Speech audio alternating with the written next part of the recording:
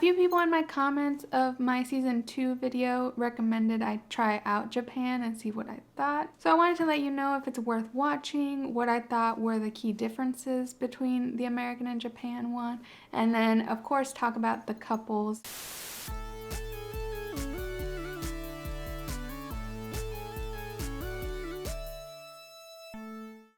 Hello and welcome back to the Miscellaneous channel where we do miscellaneous things. I'm Lenny. I typically cover TV, pop culture, internet trends, and other miscellaneous things on this channel, so subscribe if that's your vibe. So today I'm going to be talking about Love is Blind Japan Season 1. I'm going to put timestamps down below if you're just interested in hearing about the couples. Let's get right into it. Is Love is Blind Japan worth watching? I say perhaps. I think if you're a fan of Love is Blind US, there's a few pros and a few cons. Let's talk about the pros first. The aesthetics and production value is a little bit elevated from the US. Japanese reality TV has more kind of beautiful cinematography thrown in, nice set design. I think the biggest thing about season 1 of this Japan season is that the couples are a lot more real and relatable. It kind of reminds me of season 1 of US, but even then the cast of the show feel more normal. Like they feel more like relatable everyday people rather than like kind of crazy or wanting to be famous people. Though maybe the language barrier for me doesn't let me pick up on someone trying to be famous, but regardless, like their faults were not like insane red flags as much of the time as in the US. There's an authenticity to it, and I think overall the Japan season felt a lot more authentic than the US season, and I'll get into those details later. So the cons of Love is Blind Japan: if you don't speak Japanese, having to read subtitles means you can't multitask while watching it. For me, I think, and a lot of people that watch reality TV, it's a nice type of thing to watch while you're doing something else. Whatever it is you do, reality TV is nice to multitask to. With Love is Blind Japan, you pretty much have to give it your full attention if you're trying to read the subtitles. Another con is that it is a slower burn than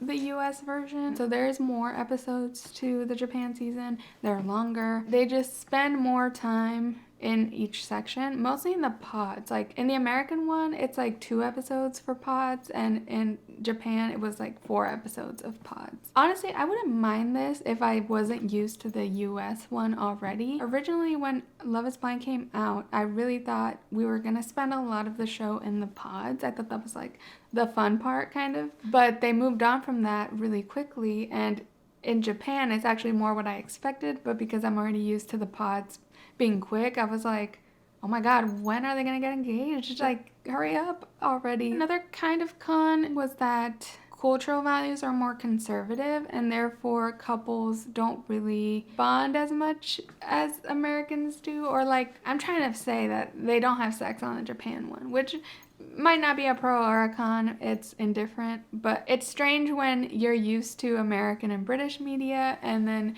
you watch something that's Japanese or Korean, like Singles Inferno, and hand holding is a big deal. It's just a slow burn in that sense too. So those are my pros and cons, but if there's no deal breakers there, then I recommend you try it out. I do think the cast was strong, and it was cool that they were just real and relatable, and I think that's the biggest reason I would recommend this season. It just has an authenticity that is hard to find in reality TV, and season 2 of Love is Blind kind of lacked that for me. So let me move on and talk about Love is Blind Japan, and here I'm going to talk about the key differences between Love is Blind US, mostly because I noticed a lot of key differences and I thought they were really interesting, and most of them I liked. It felt like an improvement on the American version, and I'm assuming most people watching this video have seen the American one and may or may not have seen the Japanese one. First of all, I think the hosts are a lot more fun. They seem more like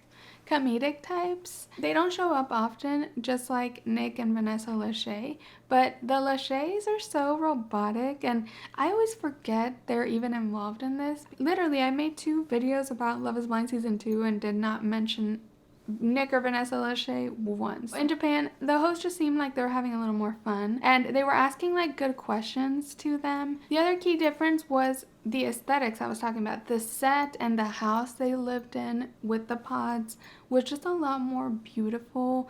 It had this like warm color palette, and the hallway where the pods were was super cool. And then the most important set was when the couple see each other for the first time. This was magical. Love is Blind US needs to take notes on this because it is on this beautiful bridge with water, cherry blossom light things, and it's just the most gorgeous room. It really puts the American one to shame because it made the meeting part so romantic and magical. Another key difference to the American version that I thought was so cool, and it was so unexpected too, because the Japanese version, they show a little bit more about the mechanics of the reality show instead of like hiding the production fully. For example, when they're in the pods, the Japanese contestants have an earpiece, and that's actually how they're talking to each other. I had always wondered on Love is Blind how they were talking to each other in the pods, because I would think their voices would be really muffled. And then I was like, if you can really hear through the wall,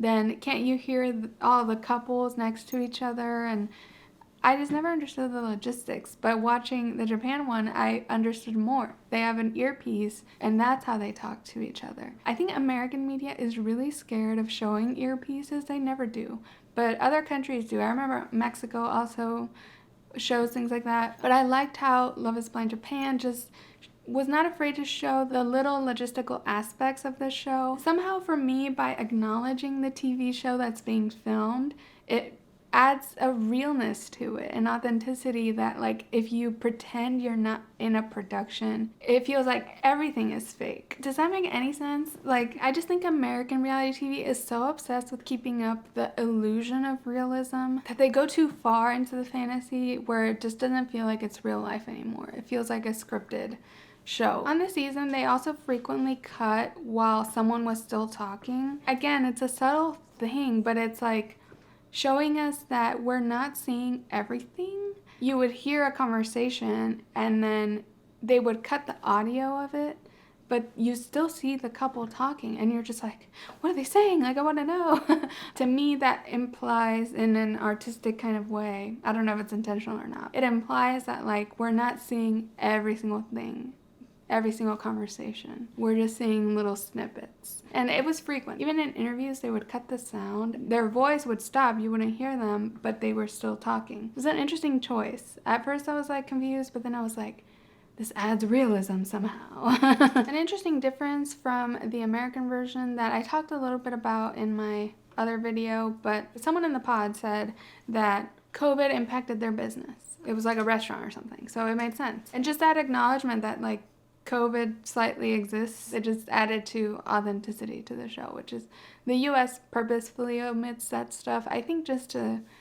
provide escapism to the audience, which it's a choice. I think people feel different ways about it. Also, the wedding locations were so beautiful. They were like by the ocean. I loved it. I think they were cuter than the American venues, which the American venues a lot of the time are a little bit, I don't know, not my favorite. Another thing that I think was different was, and maybe it's just because we saw more of the pod time in the show, we were able to see a lot of camaraderie between the boys and the girls. A lot of really strong friendships came out of it, and even at the very, very end, we saw people still hanging out with each other. I thought it was strange that people would get engaged and then they just go back to living with the girls or the boys. So by the end of the engagement section, like, there was a bunch of engaged people in the room. I don't remember them doing that on the American one. Maybe they do, and it's just so fast that I forgot. It was interesting because the engaged ones could give advice to the not engaged one. It felt like they were able to form those bonds. I bet they do this on the American one, but we just don't see it.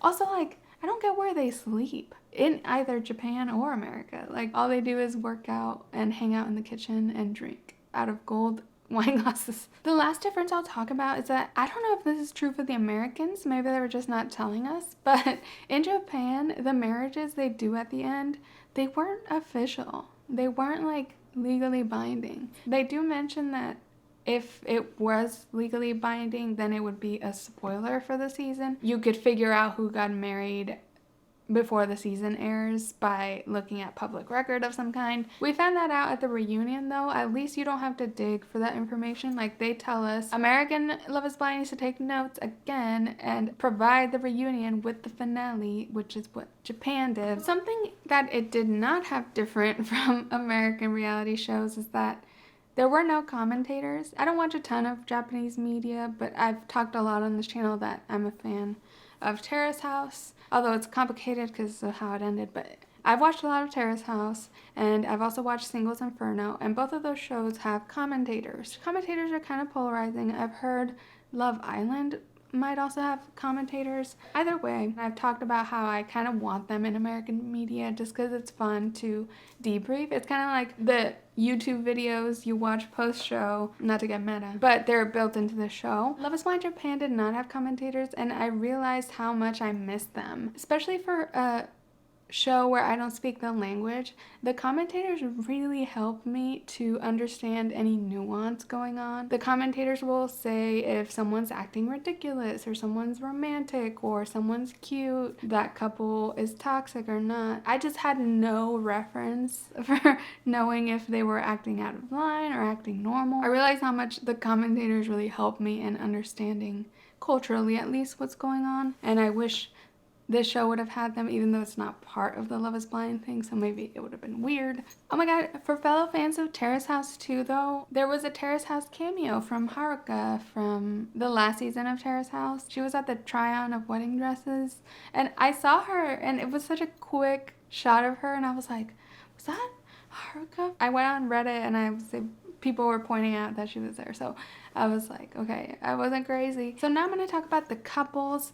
Spoiler alert for the outcomes of all of the couples on Love is Blind Japan. My analysis on these couples is definitely not going to be as deep as the American one because, like I said, I'm just taking these people at face value, and I really don't pick up on any nuance with them. Like, I don't understand if anyone's there to get famous. Maybe, I don't know if anyone's like really fake or authentic. Like, it's really hard for me to tell. So I'm gonna go in order of breaking up all of the engaged couples and in the order that they broke up. I really loved in Japan, like, they're so much more dignified over there because none of the couples went all the way to the altar and said no. All of them were respectful enough to break up before the wedding, which I thought was an interesting distinction. So first to break up are Nana and Yudai. Yudai was the one with the no pain no gain tattoo on his neck. I thought this was so cool and funny that he had that tattoo because it felt like the tattoos get of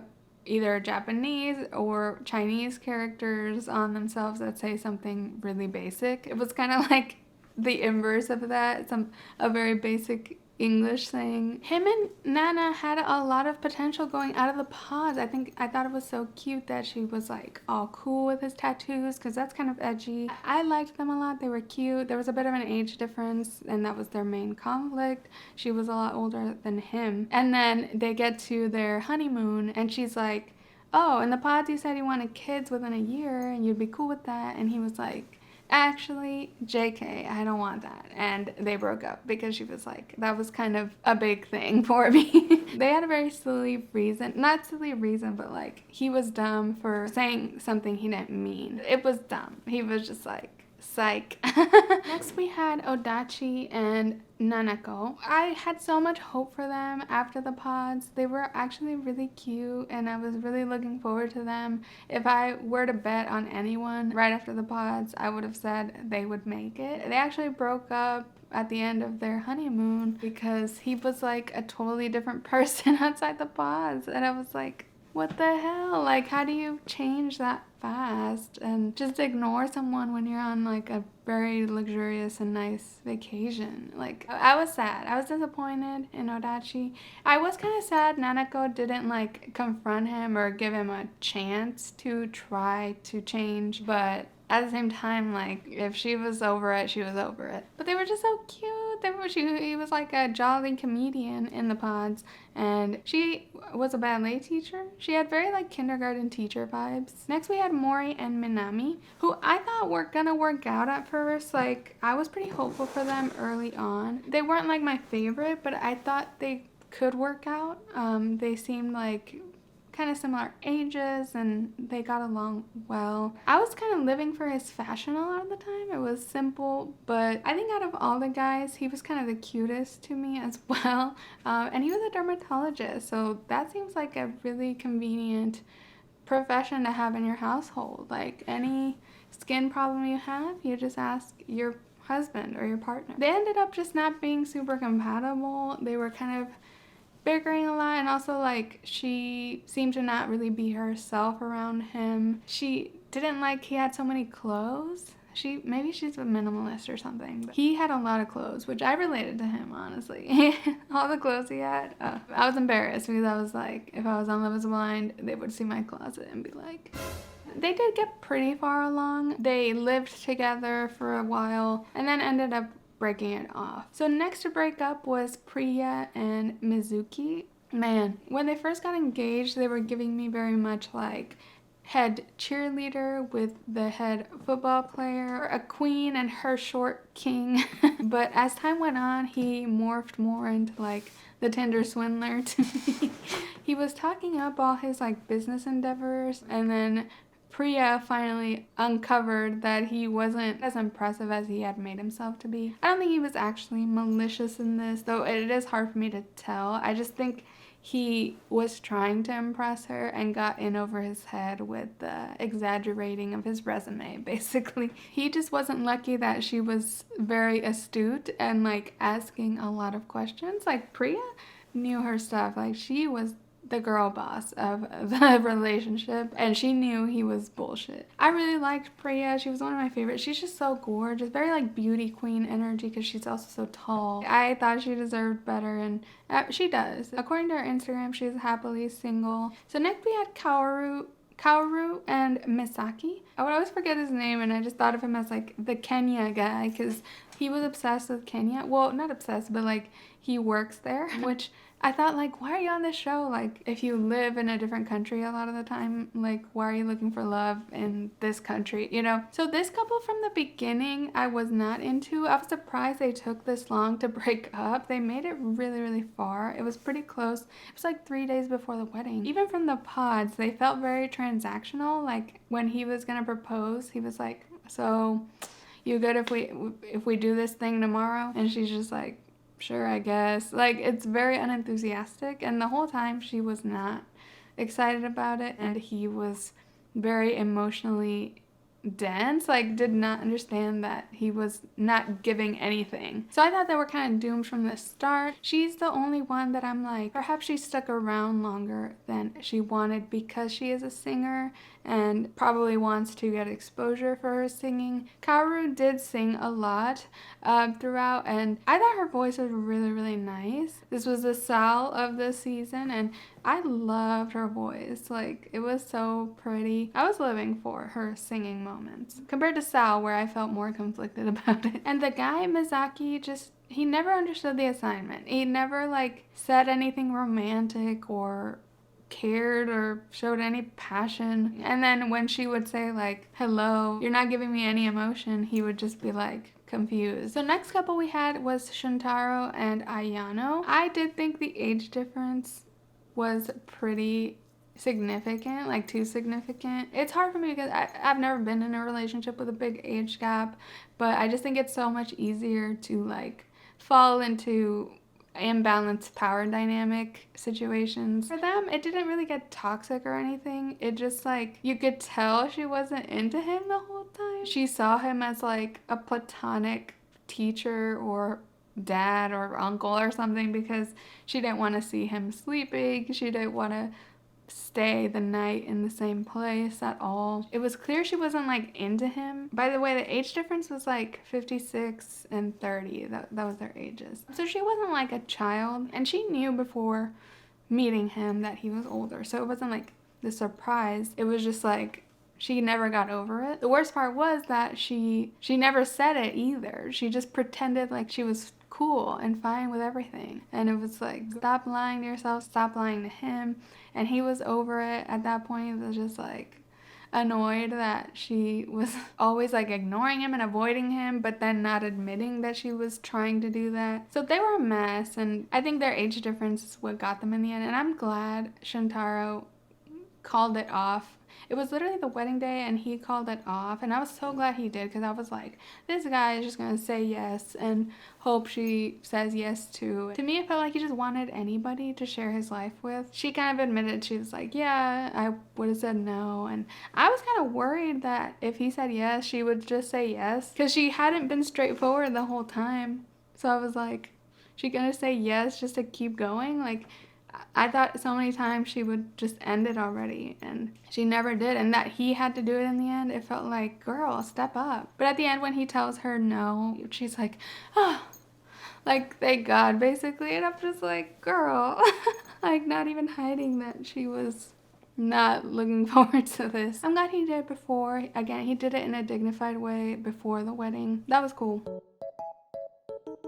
And then finally, we have our two couples that did make it. First, we have Midori and Wataru. I was actually surprised they made it. I really didn't think they would. I thought she had the issue kind of like in season 2, Abhishek and Deepti. She wasn't like attracted to him after seeing him because his voice was kind of very seductive, I presume, or she really liked his voice, and then his appearance was not to her standards. So she is very beautiful, so like, I get it, they do look a little bit like in different leagues, but she was like, you know what, you are losing this weight, and stuck with him to lose a bunch of weight, and he lost a lot of weight by the end. I don't know how healthy that is in particular, but he did it, and that proved to her that he was like committed and willing to work on whatever she wanted him to work on. I thought she was gonna be the one to say no, just because she seemed questioning throughout and had a lot of commitment issues. Like, she was really scared about marriage and like kind of not into the idea. Both of them felt like very like the young professionals couple, like they were the corporate corporate Japan couple. They both had those vibes. I do think they had a lot in common. I just feel like she was just so apprehensive of the whole thing up until the very end. But I'm glad for them. I'm glad they got together, and they seemed cute together. They did feel like they were comfortable with each other early, which for a lot of the couples, they were just not comfortable around each other, which I think is due to like the culture. So Midori and Wataru seemed to be very comfortable early, even though it doesn't mean they were having sex. I don't know if they did or not, but it seemed like they got casual fast, and they were like equals kind of. And then our final couple, and the cutest by far, I think, is Ryotaro and Motomi. They were the most solid the entire time. They were really, really cute, and I was so excited because in season 2 of Love is Blind, I just didn't have anyone to root for like super strongly. But this couple was that type of couple. Like, they were very wholesome and cute together. And at first, it was a little bit rocky with them because his appearance is like weird for Japan, because he had bleached hair and like kind of like a goatee thing. And he knew it going into the reveal. He was like, you know, I think my appearance is gonna scare her, but hopefully she can take a moment and get used to it. And he was very like aware of it, and she was freaked out. He was a punk and she did ballet. That was their relationship. What more can I say? She was definitely scared of him at first because of his harsh or edgy look. As she got to know him, he on the inside was the same personality and actually just really nice. The tides really turned when he gave her her first haircut, because he is a hairstylist. When they're living together, he gives her a haircut, and I feel like that's the moment when she's like, this is kind of nice. Girl, like, I would absolutely get engaged for free haircuts. Like, that is a steal. And they just had a smooth run throughout. Like, Motomi said that her dad was so strict, and it was such a big deal when he was gonna meet her family, and that her dad hates all this. Ryotaro at first is like, oh, I'm just gonna have my blonde hair, you know, whatever. And then the day comes and he dyes it black, just for her parents to not be so freaked out by his first meeting of them and his appearance, and that was like the ultimate gesture of love, and it was so cute. And then her family ends up being really cool and not super strict like she had said. Honestly, the tea, I think, is that the dad hated their reality show. He probably is against like all this production and manufacturing of real life. That's the vibe I got when he was interviewed, because when he was talking to Ryotaro, he was like all chill with him, and he's like, you're actually a nice guy, and they were joking around about baldness. But when he was interviewed, he would just say like, I don't like all this. I just got the vibe that she was so scared of his reaction more because of the reality show aspect of it all, rather than like meeting him and this guy. Her family even was like, we were kind of looking forward to the blonde, because Motomi had warned them about the blonde because it's like a big deal. I just think that was so cute, and that moment really solidified me being sure that they were gonna go through with it. And yeah, they said yes, and I was so excited, happy for them, because I'm always scared they're gonna say no. Even the ones that I'm sure, I'm like, oh my god. They build up the suspense so much about it. Man, oh my god, one of the funniest things was that Ryotaro introduced Motomi to his friends, and he was like, just be warned, they're a little bit crazy looking, kind of like me. And then the friends come in and they're just normal ass looking people, and I'm like, oh my god. Like, imagine if I went to Japan, like, I would be a monster. I don't think Japan can handle me. But that was just so funny, because I was expecting some punk ass looking Pokemon trainer friends of Ryotaro, and then it was just like regular ass people. And yeah, Motomi just gets free haircuts for life, and they had that last exchange before the wedding where she was like, you're just gonna cut my hair all the time, and he's like, yeah, and she's like, well, I'll cook for you in exchange, and it's just like so cute. And then in the reunion, she shows up and has like the most gorgeous blonde hair. It just suits her perfectly. It's just like, man, what I would do to have a free hairstylist in my house, like, my god. She looked gorgeous at the 3-month after reunion. I don't know if it was a blonde, maybe it was like a redhead. It was kind of like Valerie Cherish color, honestly, but it suited her so well, and they were both blonde now, and it's so cute.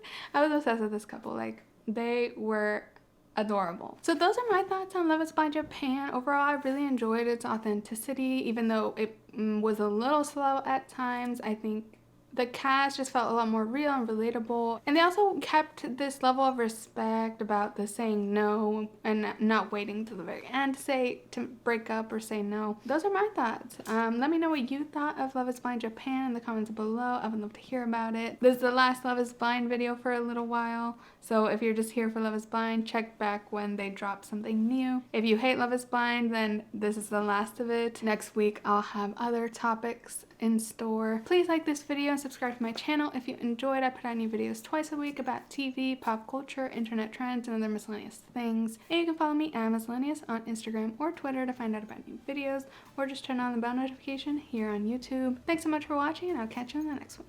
Bye.